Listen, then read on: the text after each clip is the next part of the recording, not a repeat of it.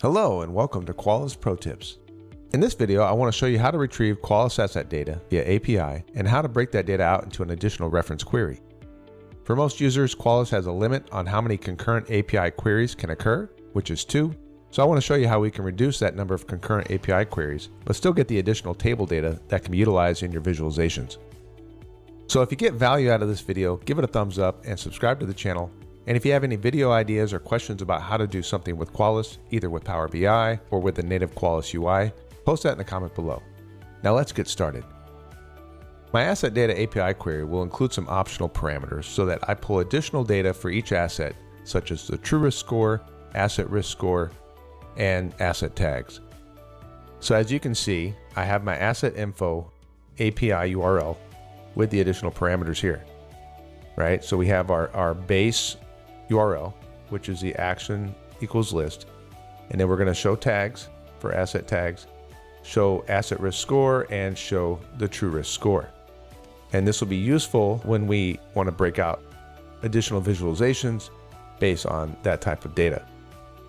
So what I'm going to do here is take this URL and we're going to go ahead and create a new query.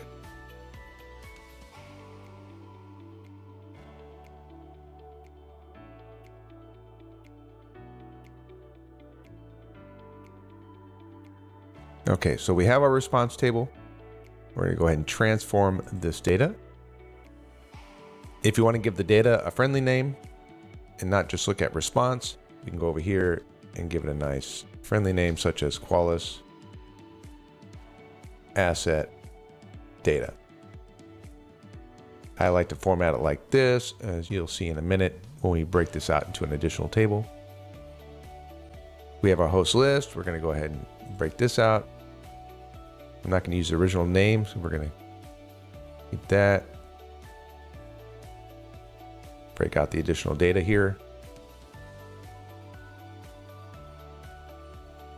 So now that we have all of our data, you can see broken out here in the individual columns. We have an asset tags data column with its own nested table.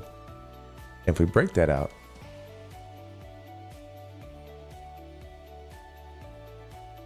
we don't need the tag ID, we just need the name. Now we have individual rows for every asset for every tag name that they have applied.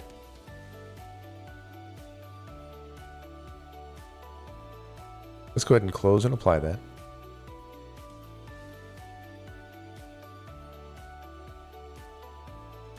Now if we go to the model view, we can see that we have our vulnerability data, we have our asset data, and we can establish a relationship.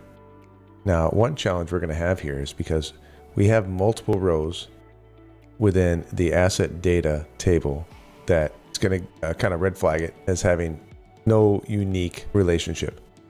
So how do we get around this? This is what we can do. We're going to go back into our query editor. Let's undo some steps. We're going to remove the tags information. Go back to the individual rows per asset, which is what's going to be more ideal. And now let's make a reference table, a reference query. And this one's just going to be for the tag data.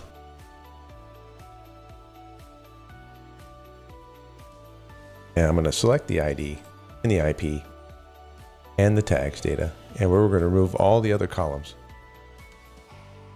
Now let's break this out again.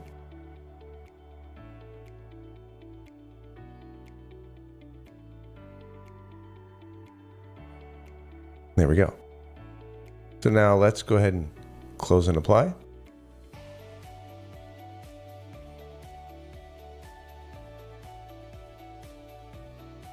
So now we've received one error in trying to apply the asset data. And if we were to apply this again, it's going to also give us an error again. And that's because we're hitting our API call limitation. So Qualys has limitations for concurrency. I'm operating under the standard API service limitation right now, which is 2 calls. And there's a way to check to see if you're actually hitting this limitation. If we go into your subscription, go to VM users activity log, and then you're going to bring up recent API calls, and you'll be able to see that you have a blocked state API call for concurrency because you were going over 2 allowed at any given time. When you hit your 3rd or more, right, you're going to get blocked. So how do we get around this?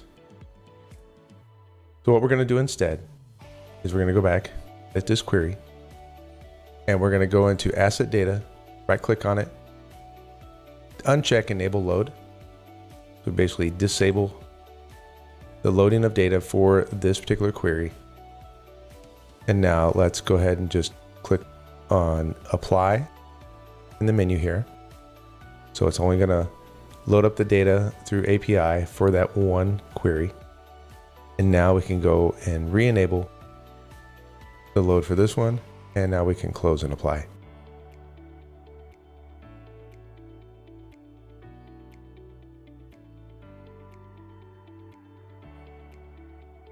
Okay.